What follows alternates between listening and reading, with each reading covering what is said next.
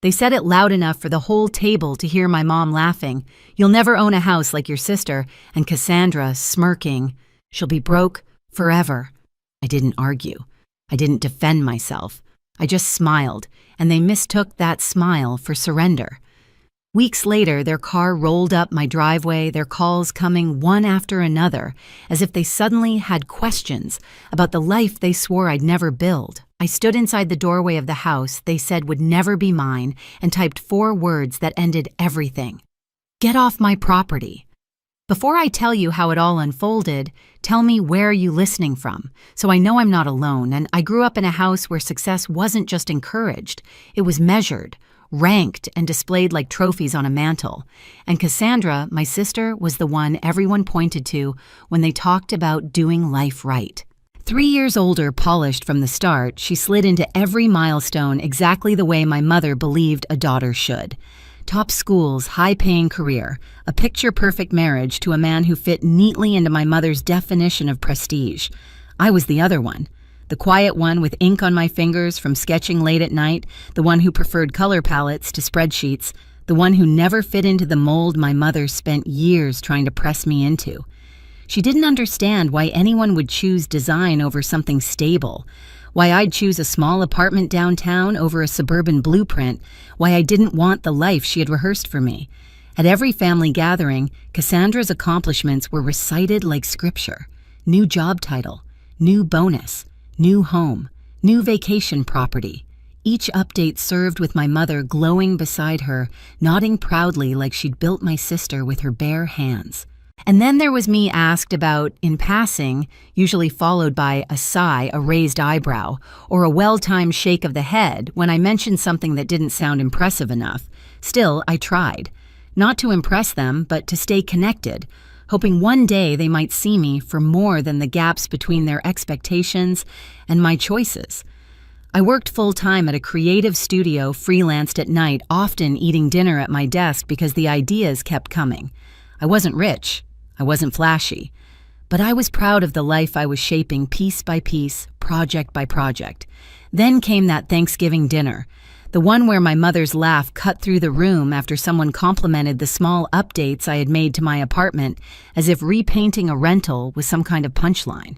The one where Cassandra flicked her eyes at me with that familiar smirk, the kind that had followed me from childhood into adulthood, always reminding me of my designated place in the family hierarchy. No ambition, my mother once whispered to a relative, thinking I hadn't heard. "She chooses struggle," Cassandra added years later when I turned down a corporate job that would have crushed the part of me that still believed in creativity. But the truth was simpler. I didn't want their version of success. I wanted mine. Still, that night, the night of their insults, hit differently. For the first time, I felt something in me settle instead of stir. I didn't feel the urge to explain why my path mattered. I didn't feel the sting as sharply as I once did. Instead, I felt a strange, steady quiet, because somewhere deep inside, something had already begun to shift. After that dinner, I drove back to my apartment with the cold settling into my bones in a way I couldn't shake. The city lights blurred through my windshield, each one reminding me of how small they believed my world was. Cassandra's voice replayed in my head, light almost amused when she smirked and said I'd be broke forever. It wasn't just an insult, it was a verdict, a sentence they assumed they had the authority to hand down. But somewhere between the highway exit and the narrow street that led to my building, something inside me flipped. Not in anger I understood well, but in clarity. I pulled into my usual spot, sat there for a moment, and realized I wasn't hurt the way I used to be.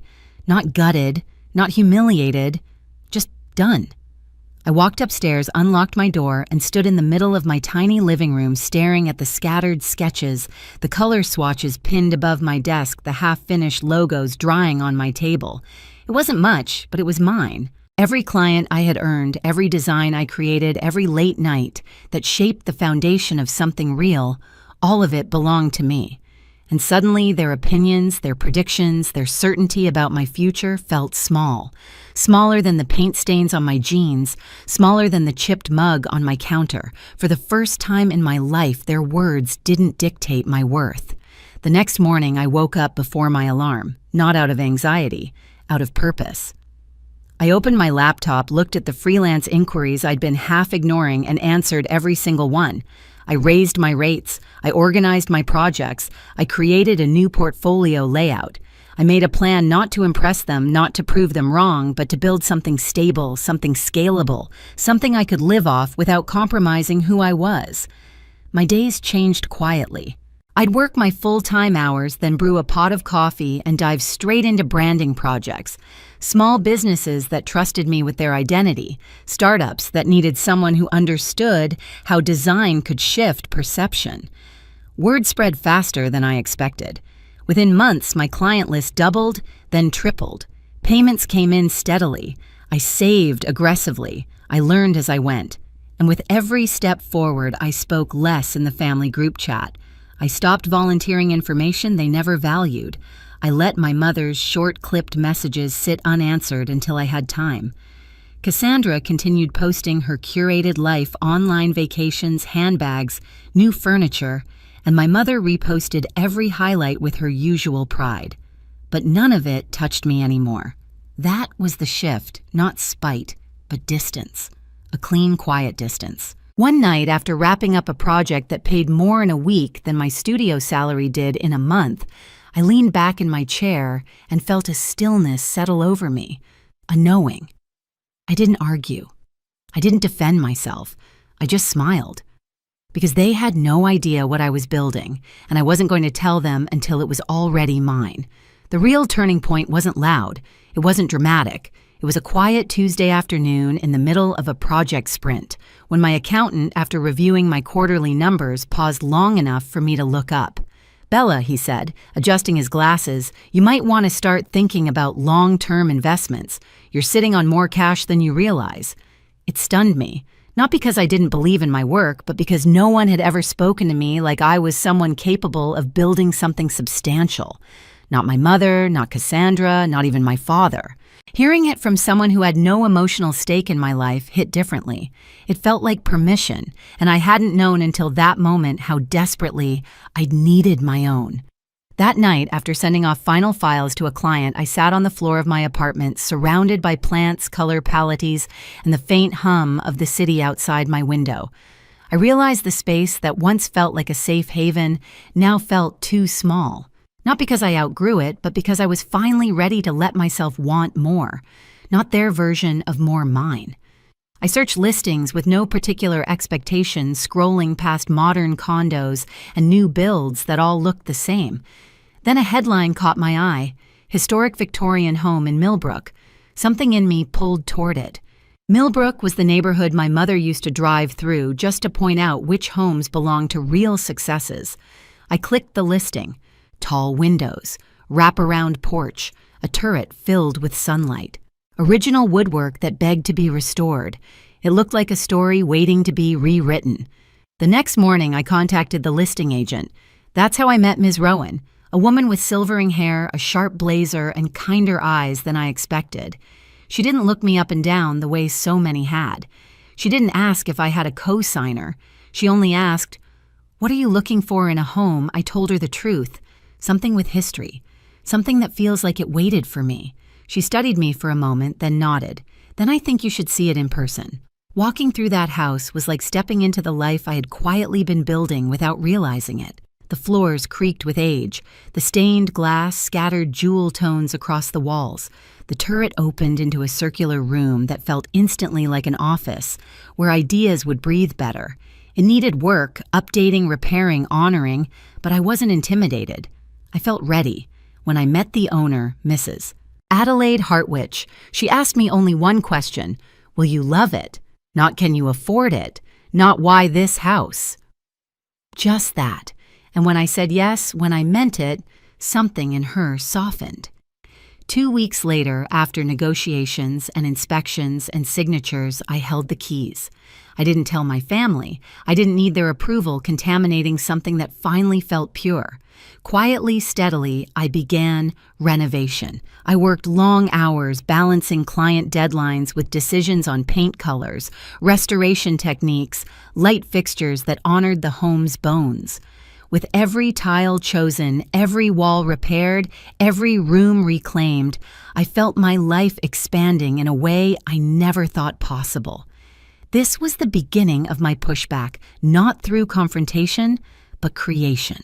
The renovations wrapped on a breezy Saturday morning, one of those days when the air feels lighter, as if the house itself is exhaling after months of being touched, repaired, restored. I walked through each room barefoot, the floors warm under the light. The kitchen smelled faintly of new paint. The turret room glowed with soft morning sun, and the stained glass scattered colors across the halls like quiet promises. For the first time in my life, I felt fully settled. Not finished, just settled, like I had stepped into the version of myself I'd been trying to reach for years. I moved in quietly. No fanfare, no announcement, just me, my boxes, and a home that felt like it understood the parts of me that had always been overlooked. I placed my sketchbooks on the built-in shelves, hung my favorite prints above the mantel, and stood on the wraparound porch until the sky melted into dusk. 2 weeks later, the calls started. It began with my mother. Her voice hovered between suspicion and disbelief. "Bella, your sister said you've been telling people you bought a house. Is that true?" There it was. Not curiosity, not pride, not even mild interest, just accusation. "It's true," I said. "Where in Millbrook?" Silence heavy, stunned, disbelieving. Finally, she exhaled sharp enough to cut. "Impossible." Then, as if remembering she was speaking to her own daughter, "Send the address. We're coming to see it." I almost laughed. After years of belittling my work, dismissing my choices, questioning my worth, she said it like it was her right, like she was entitled to walk through something she never believed I could build. But for reasons I still can't fully explain, I gave her the address. Maybe curiosity, maybe closure. Maybe I wanted them to see not for validation, but for truth. The truth of who I had become without them. I didn't prepare anything for their visit. Not one explanation, not one document. For the first time in my life, I felt no urge to justify myself. An hour later, while I was in the turret room sorting through color samples for a client, my phone lit up. Then again, call after call from my mother. Another from Cassandra, a text from both, then another. I didn't answer. I walked downstairs, the soft creak of the hallway familiar already, and stepped into the front room. Through the stained glass patterns on the window, I caught movement, a car pulling up doors, slamming voices, overlapping. They were here. I stood by the doorway as their shadows crossed the porch. Cassandra knocked, first quick, impatient. Bella opened the door. Another knock, heavier. "Bella, stop acting ridiculous," my mother's voice snapped. "We're here, let us in." They weren't asking. They were commanding the same way they always had. I didn't move. I didn't speak. I just watched their silhouettes shift behind the glass. Then my phone lit up again. A call, then another, a text, then more. Each notification hit like a reminder of every year I'd tried to earn their approval, every time I'd swallowed my voice to keep the peace. As the porch filled with their frustration, I walked to the window at the far end of the hallway. From there I could see the curve of the driveway, long, clean, lined with old oaks and their car sitting at the bottom of it, like an unwanted echo from a past life. They stepped off the porch, then pacing, calling again, the impatience twisting into something almost frantic. I could feel the urgency radiating off them, not because they cared about me, but because they couldn't comprehend a version of my life that didn't orbit theirs. It struck me how surreal it was. These were the same people who once laughed across a dinner table that I'd never have a home of my own. The same ones who declared I'd be broke forever. The same ones who hadn't noticed me slowly, silently building a life that no longer included begging for a seat at theirs. Cassandra called again. The ringing vibrated through the quiet foyer. "Bella."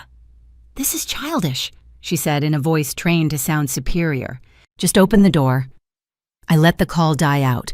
Another text came through, this time from my mother. "We're waiting. Come outside."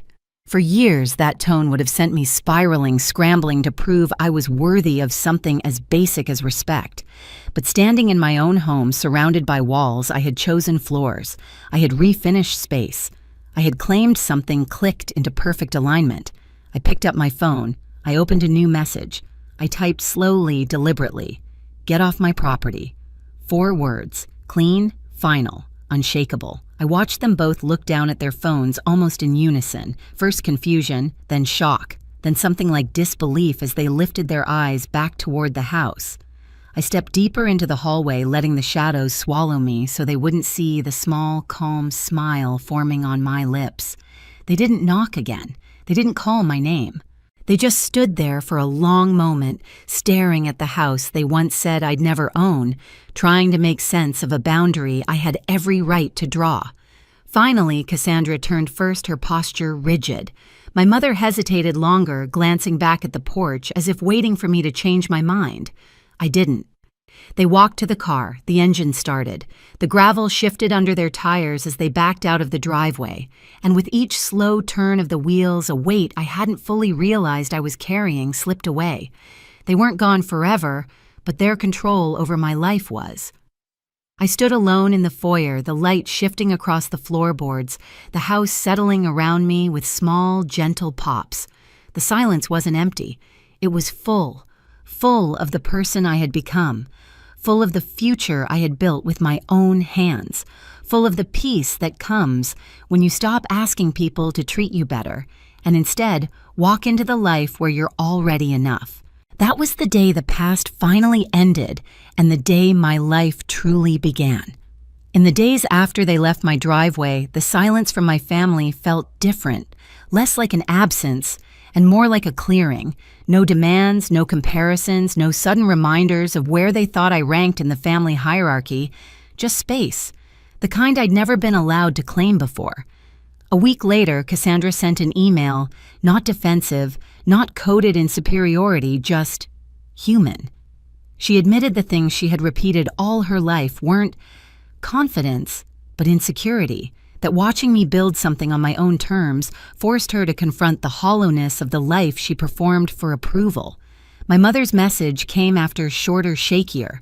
She didn't justify anything, only said she was trying to understand how her version of love had turned into pressure, heavy enough to push me away. I didn't rush to answer either one. Healing doesn't sprint, it walks. But for the first time, I wasn't responding from fear or longing. I was responding from a home that held me from a life I had shaped without their permission. When I finally wrote back, I didn't promise closeness. I promised honesty and boundaries, and that was enough to start something new. Do you want me to continue with part 7, max 60 words? If this story taught me anything, it's that boundaries aren't walls, they're doors you learn to guard. I built a life they said I'd never have, and I did it on my own terms. If you've ever fought to be seen, tell me where you're listening from. And if my story stayed with you, subscribe for the next one.